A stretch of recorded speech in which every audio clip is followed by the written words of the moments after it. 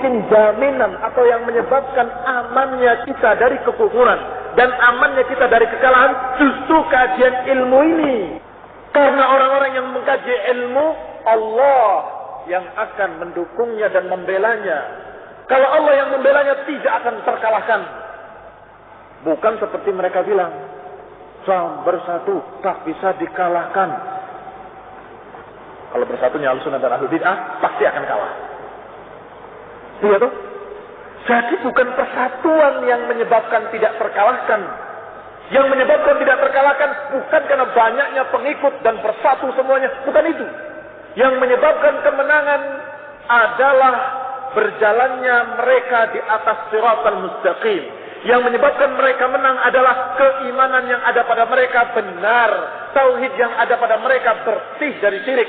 Sunnah yang mereka kerjakan bersih dari bid'ah. Kalau dalam keadaan seperti ini, pasti dimenangkan oleh Allah Subhanahu wa taala. Sehingga, ikhwan fillah azakumullah,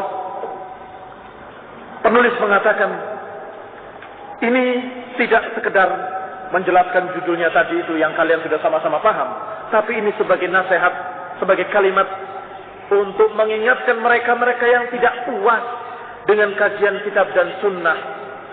Hina ra'au ta'allub wal kufri, ketika melihat bersatunya kekuatan kafir, wan nifaq dan para munafiqin, ala diyaril muslimin, yang menyerang negeri-negeri kaum muslimin, min yaumil Andalus, dari zaman Andalusia dan Palestina, al-faqidatain, yang dua-duanya telah hilang, dirampas oleh Yahudi, ya, Andalusia dan Palestina, sampai zaman Bosnia wal Hersek, ila yaumil Bosnia wal Hersek, zamannya Bosnia dan Herzegovina, al-jarihatain, yang kedua-duanya dalam keadaan luka. Wazdad al-muslimun wahnan ala wahnin, dan muslimun bertambah lemah di atas kelemahan ketika mereka melalaikan sumber kekuatan mereka. Ketika mereka melalaikan sumber kekuatan mereka. Apa sumber kekuatan mereka? Alkitab was sunnah. Semakin jauh dari Alkitab was sunnah, semakin lemah. Semakin jauh lagi, semakin lemah lagi. Semakin ditinggalkan Quran dan Sunnah, semakin lemah di atas kelemahan. Semakin diinjak-injak oleh kufar, direndahkan, dihinakan, diusir, dan seterusnya.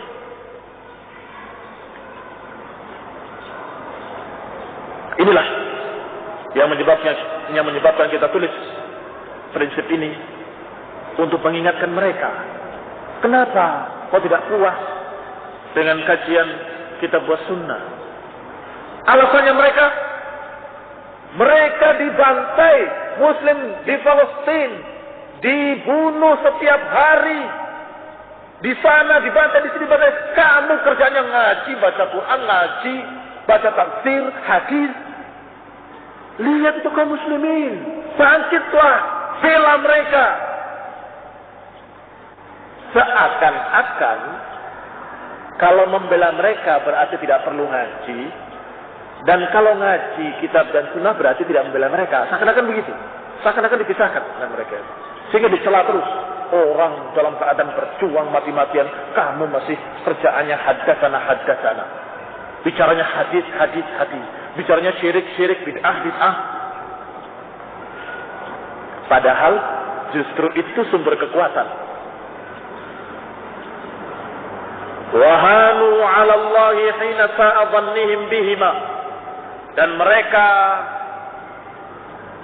bertambah hina di hadapan Allah ketika mereka berburuk sangka kepada Allah.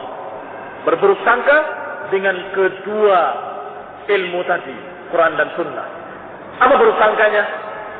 Buruk sangkanya, istatawwaru dhaqfa atharihima fin nufus, karena mereka membayangkan, menggambarkan lemahnya pengaruh keduanya.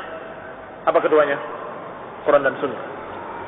Lemahnya pengaruh kitab wa sunnah pada jiwa, kata mereka. Ini suudzon, ya. Kalau dengan Quran, dengan hadis, itu lambat. Tidak bisa cepat membangkitkan. Karena kita butuh segera sekarang. Jadi gimana? Ya, yang langsung membangkitkan dengan cepat. Ya orasi, tidak ada lain. Ya. Sehingga isi kajiannya adalah pada tanggal 13 kemarin, pada 11 September yang lalu terjadi demikian, dan kaum muslimin dibantai di sana dan dibantai di sini, dan kejadian ini dan sebagainya. Soeharto begini, ini fotonya dan ini buktinya, ini ayat, ini korannya, koran ini disebutkan semuanya. Sampai kamu panas membara.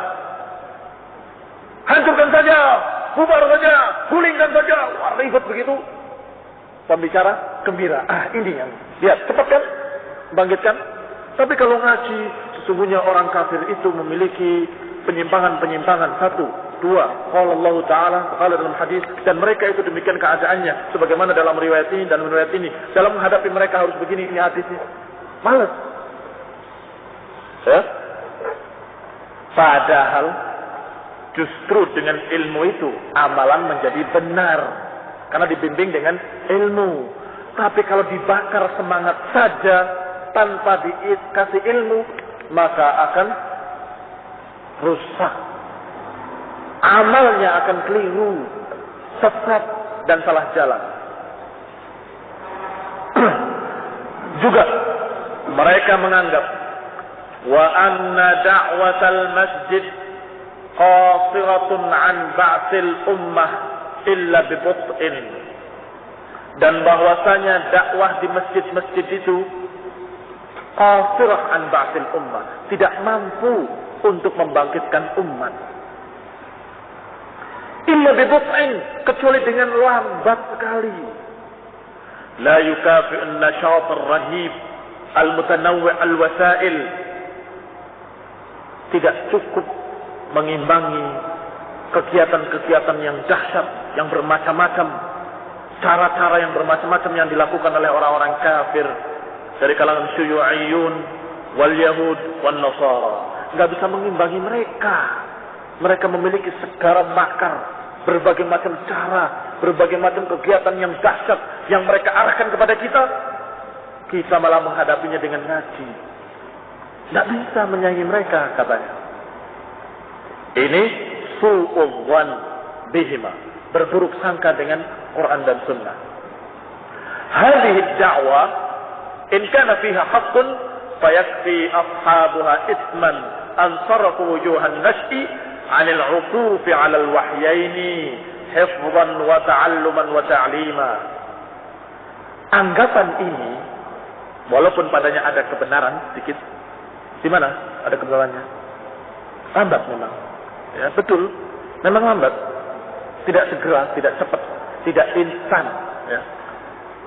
Tetapi ketika mereka sudah mendapatkannya dengan kuat, ketika hati mereka telah mantap, susah pula untuk dirubahnya. Kalau yang tadi cepat panas, cepat pula hilang. Cepat panas, tapi cepat pula menyimpang.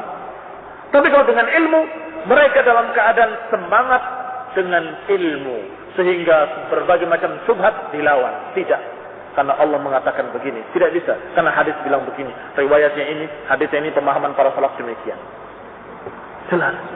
Sehingga berjalan dengan kemantapan, tidak mudah digoyah. Nah, anggapan ini walaupun ada sedikit kebenaran, tapi cukup pembicara-pembicaranya, pelaku-pelakunya cukup mendapatkan dosa dari Allah karena memalingkan para pemuda untuk duduk di majlis-majlis mempelajari wahyu. Karena mereka memalingkan umat dari kajian-kajian ilmu, meninggalkan Quran dan Sunnah, hifdhan wa ta'alluman wa ta'liman, tidak memeliharanya, tidak mempelajarinya, dan tidak mengajarkannya. Cukup mendapat dosa besar. Ya, orang-orang tersebut dengan keumbannya itu.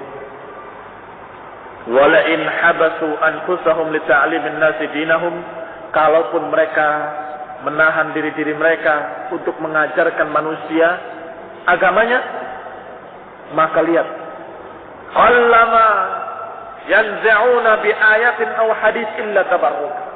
Sedikit sekali mereka mengeluarkan hadis dan ayat, kecuali karena tabarruk saja, cari berkah saja, atau bahkan cuma untuk pantas-pantas saja. Tablik akbar masa nggak ada ayatnya? Tablik akbar masa nggak ada hadisnya? Gak enak kan? Gak pantas kan? Sebut ayatnya satu. Bahwasanya ayatnya dibaca. Walan tarda anhal yahudu walan nasara hatta tattabi'a millatahum. Tidak ridha pada kalian Yahudi dan Nasrani sampai kalian ikut agama mereka. Dah, kemudian dibahas dari awal sampai akhir, isinya tentang berita koran, berita TV, berita apalagi, semuanya. Habis itu ayat yang kedua dibaca. Wa man lam yahkum bima anzalallahu fa ulaika humul kafirun. Dan siapa yang tidak berhukum dengan hukum Allah, maka dia orang kafir. Baru dia bahas lagi tentang masalah semua pemerintahan, dari kesalahan yang paling kecil sampai kesalahan yang paling besar dibahas panjang lebar. 4 jam. Isinya pemerintah begini, pemerintah begitu. Dari mulai pemimpinnya, tauhid sampai bawahannya, kafir. Dan ulama-ulamanya, kiai-kiai, ustaz-ustaznya yang tidak mau mengkafirkan mereka, munafiqin. Munafik, tidak mengkafirkan pemerintah. Dan rakyat-rakyat yang tidak mengkafirkan, maka mereka pun kafir semuanya. Itu panjang lebar, cuma satu hadisnya, ayatnya. Lah kenapa tidak kamu tafsirkan ucapan Allah tadi dengan riwayat para ulama? Tidak ditambah dengan keterangan-keterangan para salafus saleh, Ibnu Abbas misalnya, atau ditambah lagi dengan keterangan-keterangan para ulama yang sekarang masih hidup, ditambah ucapan Syekh Al-Albani, tambah ucapan lebih jelas, lebih gamblang, sehingga tafsirannya terarah, tidak seenak sendiri, tapi terarah kepada yang dimaukan oleh Allah Subhanahu wa ta'ala. Wa illa فحسن ظنهم بكلامهم زهدهم في كلام الله وكلام رسوله. Atau kalau tidak, paling ringannya, paling baik sangkanya kita pada mereka itu sangat zuhud terhadap ayat dan hadis. Itu paling ringannya, ya. Husnudzonnya kita. Mungkin bukan tabarukan, mungkin bukan sekedar untuk pantas-pantas, bukan. Cuma mereka itu zuhud dalam mengeluarkan ayat dan hadis. Kalau zuhud, kalau zuhud dalam masalah dunia bagus, ya, tidak rakus. Ini zuhud dalam masalah ayat dan hadis. Sedikit aja lah, satu aja cukup, 2 aja cukup. Itu zuhud.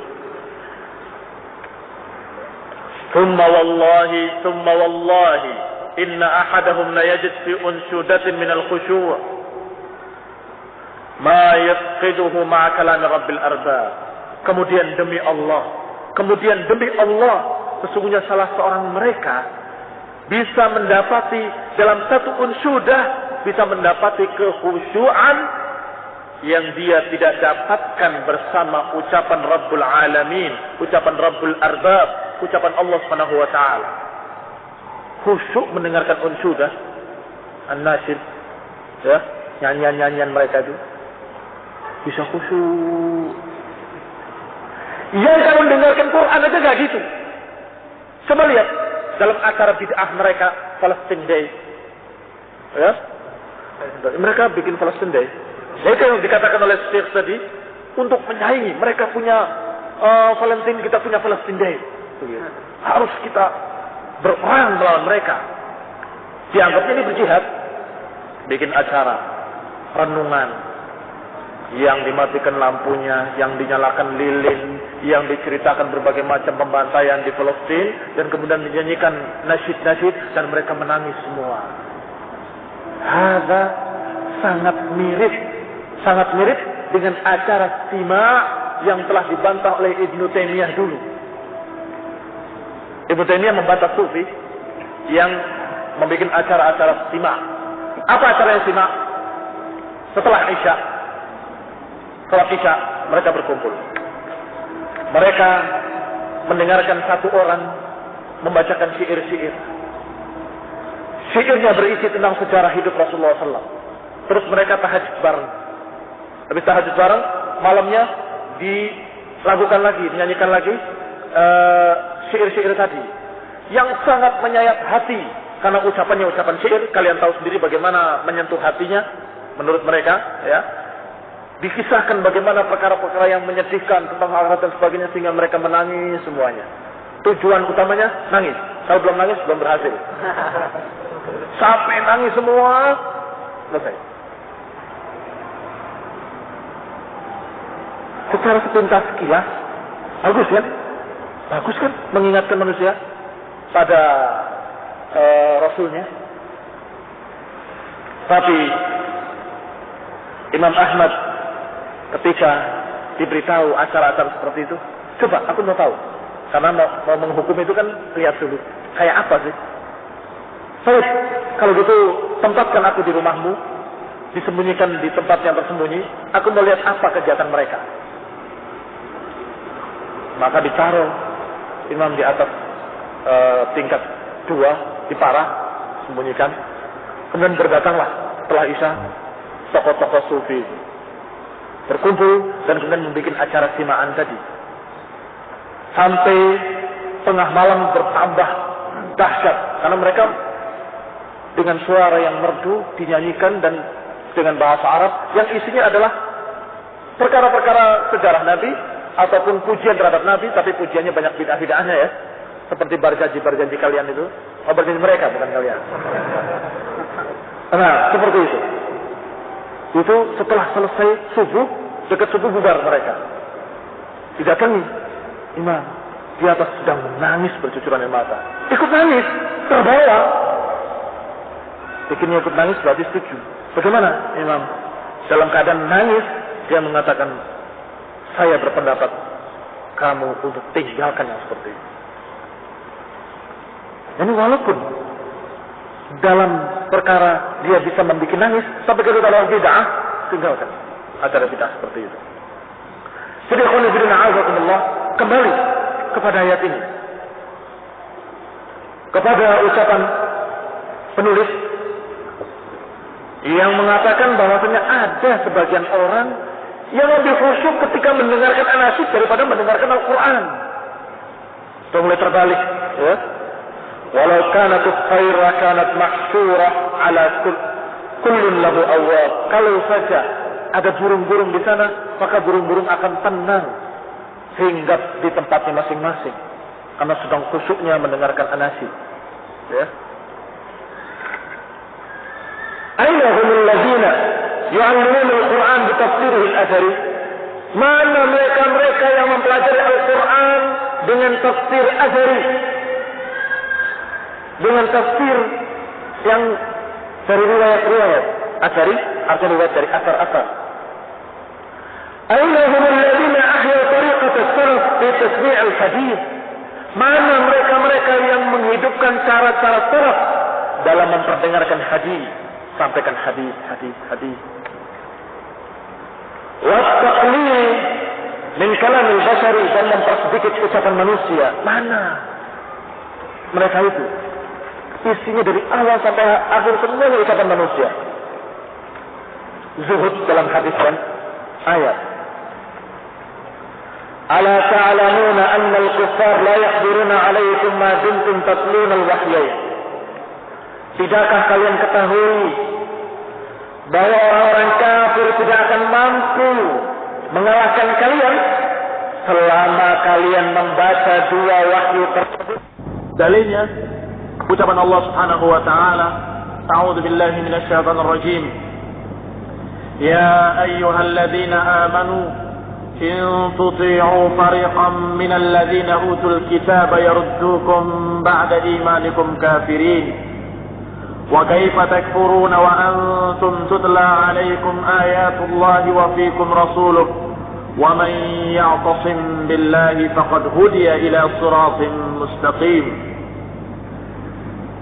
Wahai orang-orang yang beriman, jika kalian taati sekelompok dari orang-orang ahlul kitab, mereka akan mengembalikan kalian setelah iman kalian menjadi kafir. Perhatikan, Ini misi ahlul kitab. Yang Allah katakan, wahai orang beriman, kalau kamu mengikuti kebanyakan mereka, mereka akan mengembalikan kamu setelah iman menjadi kafir. Berarti itu misi utamanya, ya, misi utama mereka. Wa kaifa takfuruna wa antum tutla 'alaikum ayatullah wa fiikum rasuluh. Dan bagaimana kalian akan menjadi kafir padahal dibacakan kepada kalian ayat-ayat Allah dan di antara kalian ada rasulnya. Wa may ya'tasim billahi faqad hudiya ila siratin mustaqim. Dan barang siapa yang berikhtisam, berpegang dengan Allah, maka dia telah mendapatkan petunjuk kepada jalan yang lurus. Perhatikan dua faedah penting. Wa fi hadha siyaqil karim faidatan. Di dalam ayat yang mulia ini ada dua faedah. Dua faedah tersebut adalah yang pertama, al-ula usmah atba'il wahyaini minal kufri. Jaminan perlindungan bagi para pengikut dua wahyu. Apa dua wahyu? Al-Quran dan Sunnah. Kenapa Al-Quran Sunnah disebut wahyu juga? Karena Allah Subhanahu wa taala mengatakan tentang rasulnya, innahu la yantiqu 'anil hawa in huwa illa wahyun yuha. Sesungguhnya dia tidak mengucapkan dari hawa nafsunya, melainkan wahyu yang diwahyukan dari Allah Subhanahu wa taala. Jadi ucapan Rasulullah SAW itu semuanya dengan disetujui oleh Allah Subhanahu wa taala. Wahyu yang Allah berikan kepadanya. Kalau saja ada yang Allah tidak setuju, Allah akan tegur. Kenapa kamu mengatakan begini? Kenapa kamu mengatakan begitu? Seperti kejadian ketika beliau mengharamkan madu untuk dirinya sendiri. Allah katakan, ya ayuhan nabi, lima tuharrimu ma ahallallahu lak tabtaghi mardata azwajik. Wahai nabi, kenapa kamu mengharamkan madu yang telah dihalalkan untukmu? Karena mencari ridha istri-istrimu. Sehingga sisanya dan semua yang tidak ditegur itu adalah ucapan dari Allah yang disetujui oleh Allah, ditakrir oleh Allah Subhanahu wa taala. Maka para ulama menyebutkan Quran dan Sunnah dengan wahyain, dua wahyu. Dan memang dalam bahasa Arab ada taglib namanya. Tahu taglib? Taglib itu mengalahkan sesuatu oleh sesuatu yang lain. Seperti korma dan air putih, ya, disebutnya aswada. Apakah kamu memiliki aswada? Apakah kamu punya aswada? Apa aswada? Dua yang hitam. Padahal air tidak hitam, tapi disamakan dengan korma. Ya, paham? Artinya kalah air itu dengan korma, yang dipentingkan kormanya. Korma dan temannya, ya, yaitu air putih. Demikian pula sering disebut Abu Bakar dan Umar dengan Umarain, dua Umar. Padahal satunya Abu Bakar, karena lebih dikenal dengan yang lebih disebut-sebut adalah Umar, sehingga disebut Umarain, maksudnya adalah Abu Bakar dan Umar. Demikian pula Quran dan Sunnah disebut wahyain, ya, karena wahyu itulah yang mengalahkan atau yang lebih dominan daripada apa yang disebutkan tentang sunnah. Itu salah satu atau alasan yang kedua. Alasan yang pertama tadi, ya, karena Rasulullah SAW disebut la yantiqu 'anil hawa in huwa illa wahyun yuha. Kembali kepada faedah. Dua faedah yang kita dapatkan dalam ayat ini adalah, pertama, perlindungan para pengikut dua wahyu dari kekufuran. Ini faedah pertama. Diambil dari mana? Dari kalimat wa kaifa takfuruna wa antum tutla 'alaikum ayatullahi wa fiikum rasuluh. Bagaimana kalian akan jadi kafir padahal dibacakan pada kalian ayat Allah dan di antara kalian ada Rasulullah. Bagaimana akan jadi kafir? Gak bisa jadi kafir lagi kalau tetap ayat-ayat dibacakan, kalau tetap hadis-hadis Rasulullah disebutkan, akan terlindungi. Nah, qala Ibnu Katsir rahimahullah, berkata Ibnu Katsir rahimahullah, yakni annal kufra ba'idun minkum wa hasyakum minhu. Yakni bahwasanya kekufuran jauh dari kalian dan Allah jauhkan kalian dari kekafiran. Fa inna ayatullahi tanzil ala rasulih lailan wa nahara. Karena ayat-ayat Allah turun kepada rasulnya malam dan siang. Wa huwa yatluha 'alaikum wa yuballighuha ilaikum, dan beliau membacakannya kepada kalian dan menyampaikannya pada kalian, bahkan menerangkannya, menjelaskannya, mencontohkan bagaimana prakteknya, ya toh? Sehingga bagaimana kalian akan kafir dalam keadaan ayat terus dibacakan dan Rasulullah terus mengajarkan. Ini jaminan bagi atba'ul wahyi. Faedah yang kedua, asalnya أن الله تعالى اقتصر على ذكر أعظم كيد يدبره الكفار للمسلمين. Bahwa Allah Subhanahu wa taala meringkas hanya menyebutkan tipu daya yang paling besar saja yang diatur dan direncanakan oleh orang-orang kafir terhadap kaum muslimin. Apa itu? Bahwa iradatu takfirihim, keinginan mereka untuk mengkafirkan kaum muslimin. Tipu daya ahlul kitab atau tipu daya orang-orang kafir itu banyak. Ya, pengin membantai, pengin mengusir, pengin menginjak, pengin ini, pengin terus rencana-rencana mereka itu. Tapi yang paling tingginya apa? Kufur. Mereka memiliki misi yang paling tingginya, yaitu takfirihim, mengkafirkan kaum muslimin. Bagaimana? Itu keinginan yang besar dari mereka. Sehingga Allah Subhanahu wa taala menceritakan dalam ayat lain, wadda katsirun min ahli alkitab law yaruddunakum min ba'di imanikum kuffara hasadan min 'indi anfusihim min ba'di ma tabayyana lahumul haqq. Dalam surat Al-Baqarah ayat 109. Allah berfirman, wadda katsirun min ahli kitab, sangat menginginkan. Ya, waddu itu artinya sangat menginginkan. Ahlul kitab sangat menginginkan, law yaruddunakum min ba'di imanikum kuffara, sangat menginginkan kalau bisa mengembalikan kalian setelah iman kalian menjadi kufar. Itu sangat mereka inginkan. Hasadan min 'indi anfusihim, karena kedengkian yang ada pada diri-diri mereka. Dengki mereka, hasad kepada kaum muslimin, yang penting kafir. Kalaupun kalian tidak masuk agama mereka, tidak apa-apa, yang penting kafir. Loh, kok gitu?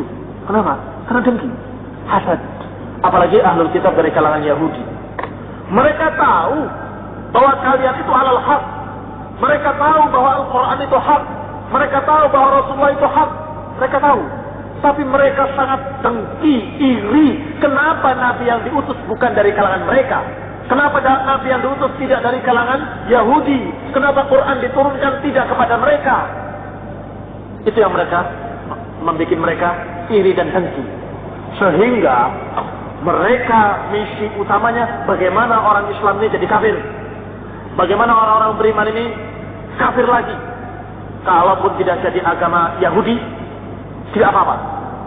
Melihat kaum muslimin telah tersungkur ke dalam kesyirikan penyembahan terhadap kuburan-kuburan, menyembah batu-batu, jimat-jimat, dan sudah tunduk sujud kepada jin-jin dan dukun-dukun. Itu mereka gembira. Ya. Puji Tuhan. Ya. Gembira. Mereka tidak mementingkan kalian masuk agama mereka, enggak. Tapi bagaimana kalian kufur, itu saja. Sehingga ikhwani fillah azakumullah, kalau Allah menyebutkan misi yang paling tingginya adalah takfir, dan Allah katakan yang paling tinggi ini tidak akan mampu, tidak akan bisa mereka selama dibacakan pada kalian Al-Quran dan Sunnah, apalagi misi-misi yang di bawahnya. Ya, apalagi misi-misi yang di bawahnya. Kalau yang paling tinggi saja Allah katakan tidak akan bisa.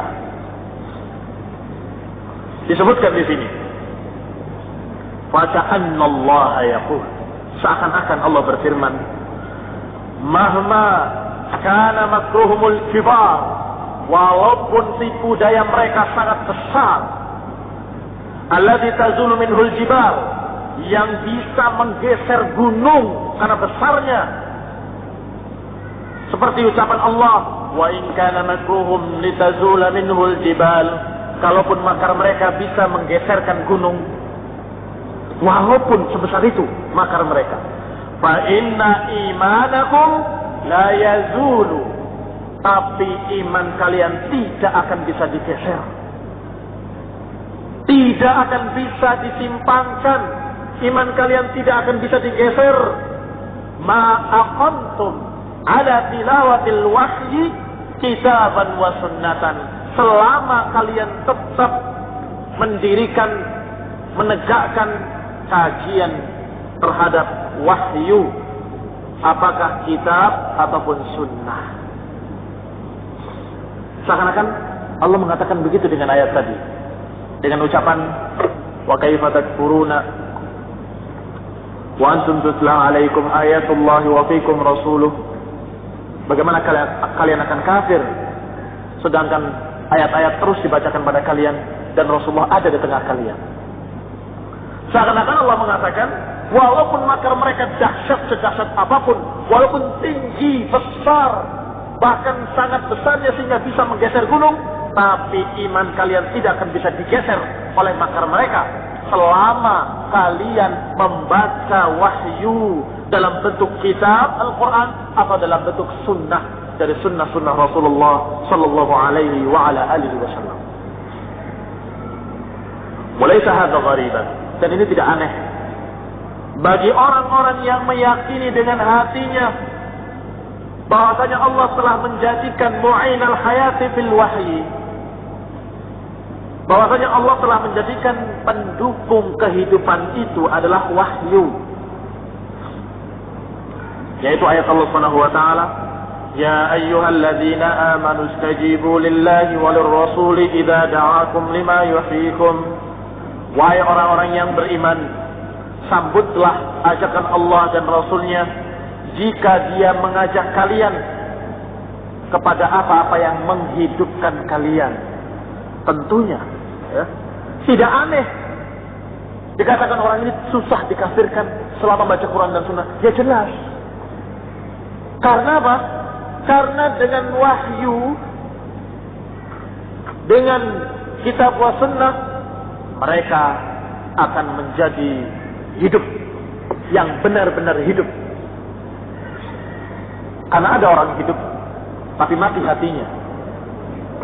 Ada yang Allah katakan amwatun ghairu ahya, mati mereka tidak hidup, kata Allah.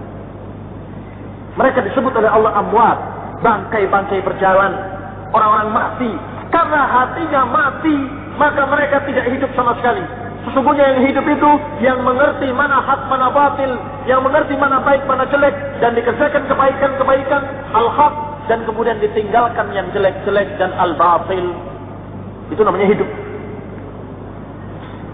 Lihat ayat ini. Sambutlah ajakan Allah dan Rasulnya, karena dia mengajak kalian kepada sesuatu yang membuat hidup kalian. Hidup itu ada dua macam. Kehidupan jasmani dan kehidupan rohani. Kehidupan jasmani, ya badan ini hidup, bisa jalan, bisa bergerak. Tapi kalau rohaninya mati, hidupnya tanpa petunjuk.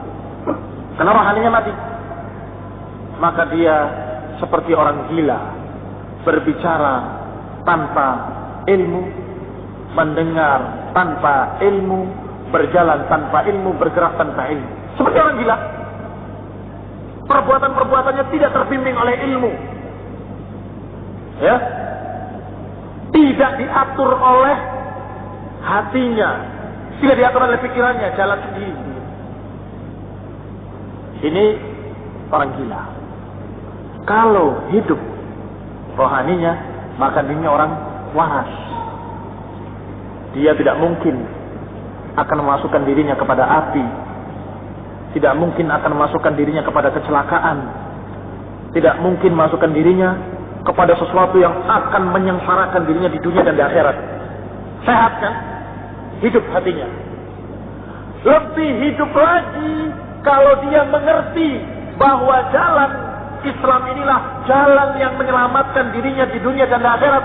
Dan kalau menyimpang dari jalan tersebut akan menjerumuskan ke dalam kesengsaraan di dunia dan di akhirat kelak.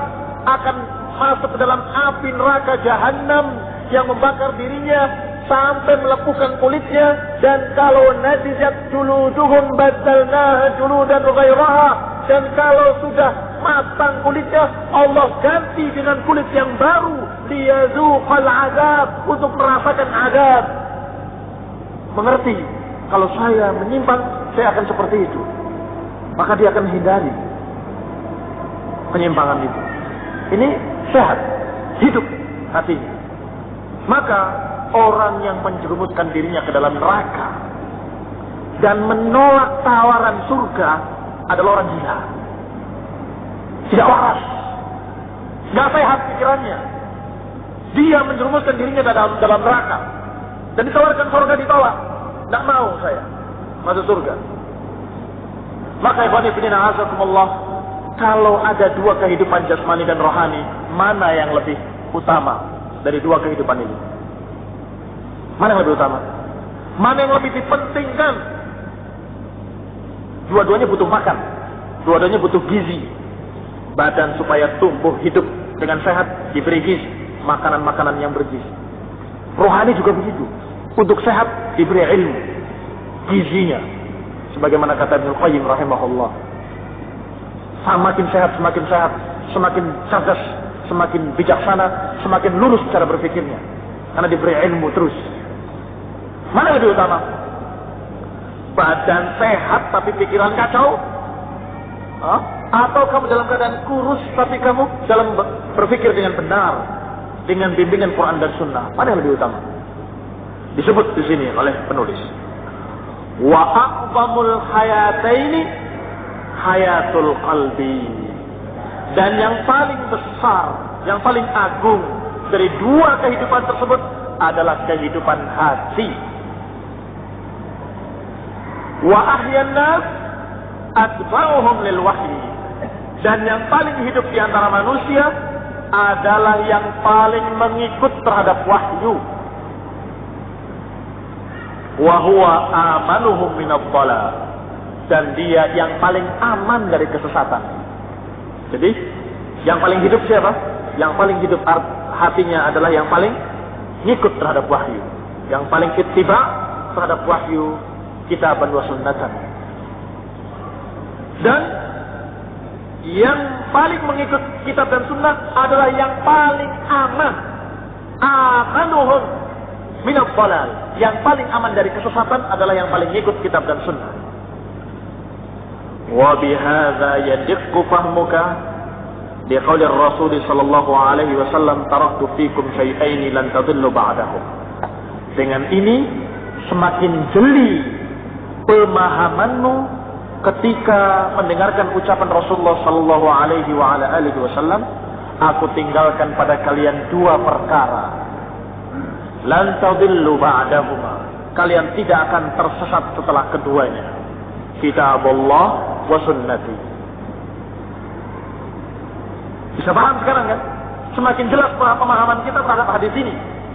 Ketika kita menerangkan tentang selamatnya atau dijaminnya keamanan mereka yang mengikuti kitab dan sunnah, maka kita paham kenapa Rasulullah berkata, aku tinggalkan untuk kalian dua perkara yang kalian tidak akan tersesat setelah berpegang pada duanya. Karena dijamin tidak akan tersesat. Kitab Allah wa sunnati. Walan yatafarraqa hatta yarida alayya al-haud. Dan keduanya tidak akan berpisah sampai keduanya menemuiku di telaga Haud. Diriwayatkan oleh Hakim dan Imam Malik, dan derajat hadis ini hasan. Berkata Abu Bakar As-Siddiq radhiyallahu taala anhu, lastu tarikan syai'an kana Rasulullah sallallahu alaihi wasallam ya'mal bih. illa amiltu bihi fa inni akhsha in taraktu syai'an min amrihi an azir. Riwayat Bukhari dan Muslim. Kata Abu Bakar, aku tidak akan meninggalkan satu perkara pun yang Rasulullah sallallahu alaihi wasallam mengerjakan amalan tersebut. Tidak akan aku tinggalkan satu perkara pun yang Rasulullah mengerjakannya, kecuali pasti aku akan kerjakan. Kenapa Abu Bakar bilang begitu? Kata beliau, karena sesungguhnya aku khawatir kalau aku meninggalkan sesuatu dari sunnah beliau, aku akan tersesat.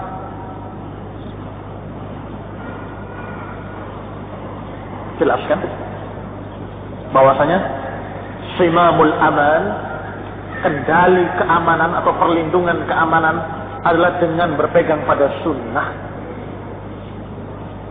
Sampai Abu Bakar Siddiq mengatakan, satu sunnah pun gak akan dia tinggalkan, karena khawatir kalau aku tinggalkan aku akan menyimpang. Ini pemahaman salaf, ini pemahaman orang terbaik dari generasi pertama setelah Rasulullah SAW, yaitu Abu Bakar Siddiq. Bahwasanya berpegang dengan sunnah itu selamat dari kesesatan, selamat dari zaid. Fahada siddiqul ummati yakhsha ala nafsihi al-inhiraf 'an as-siratal mustaqim. Inilah siddiqul ummah, mengkhawatirkan dirinya. Siddiqul ummah yakni Abu Bakar Siddiq. Inilah siddiqul ummah yang mengkhawatirkan dirinya dari penyimpangan dan penyelewengan dari jalan yang lurus. In huwa farrata fi syai'in min hadyin Nabi sallallahu alaihi wa ala alihi wasallam. Mengkhawatirkan dirinya dari penyimpangan kalau dia meninggalkan sedikit dari sunnah Rasulullah sallallahu alaihi wa ala alihi wasallam. Ma annahu kana shadidut tamassuk bima daqqa wa jalla min sunnati Nabi. Padahal beliau adalah orang yang paling kuat dalam berpegang pada sunnah, yang paling kuat berpegang dengan agama ini. Bima daqqa wa jalla, apakah perkara yang kecil atau perkara yang besar, dia saling atau sangat berpegang.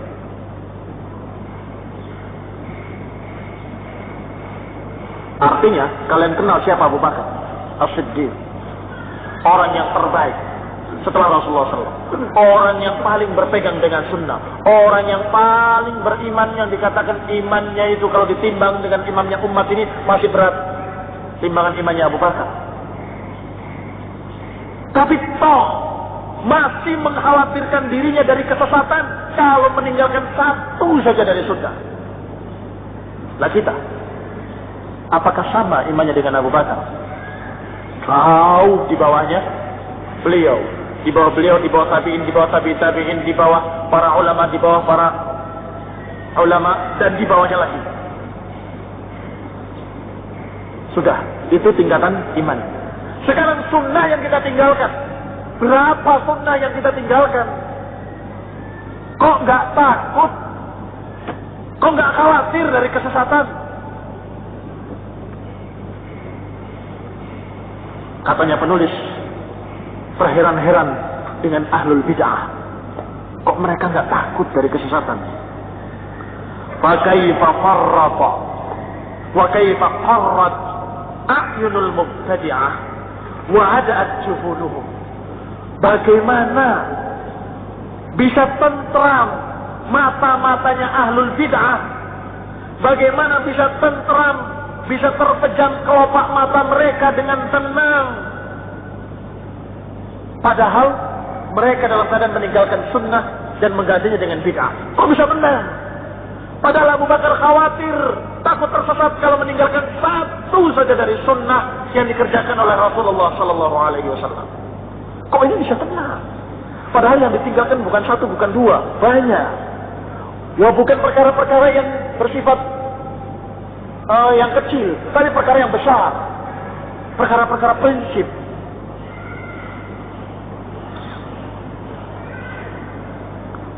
Diriwayatkan dalam Sahih Bukhari dan Muslim dari Abu Hurairah radhiyallahu taala anhu bahwa ketika meninggal Rasulullah sallallahu alaihi wa ala alihi wasallam, dipilihlah Abu Bakar sebagai khalifah setelahnya. Maka terjadilah kemurtadan, wa kafara man kafara minal Arab. Kafirlah beberapa orang yang kafir dari kalangan Arab. Qala Umar li Abi Bakar. Maka Abu Bakar ketika jadi khalifah, Abu Bakar langsung memerintahkan pasukannya untuk perangi mereka itu sampai kembali pada Islam. Orang-orang murtad ini, perangi mereka sampai mau bayar zakat. Mereka menolak untuk bayar zakat. Muhammad telah mati, untuk apa kami bayar zakat? Kata orang Arab, orang gunung, untuk apa kami bayar zakat lagi kalau sudah mati nabinya? Maka Abu Bakar Siddiq mengatakan harus mereka bayar zakat. Kalau tidak, aku akan perangi mereka. Maka Umar mengatakan kepada Abu Bakar, ya Abu Bakar, kaifa tuqatilun nasa wa qad qala Rasulullah sallallahu alaihi wa ala alihi wa sallam, umirtu an uqatilan nasa hatta yaqulu la ilaha illallah, faman qala la ilaha illallah asama minni maluhu wa nafsuhu illa bihaqqihi wa hisabuhu 'ala Allah. Wahai Abu Bakar, bagaimana kamu akan memerangi mereka? Padahal Rasulullah bersabda, aku diperintah untuk memerangi manusia sampai mengucapkan la ilaha illallah. Kalau mereka sudah mengucapkan la ilaha illallah, maka terlindunglah dariku hartanya dan nyawanya. Dan hisabnya di sisi Allah, kecuali dengan haknya, dan hisabnya di sisi Allah.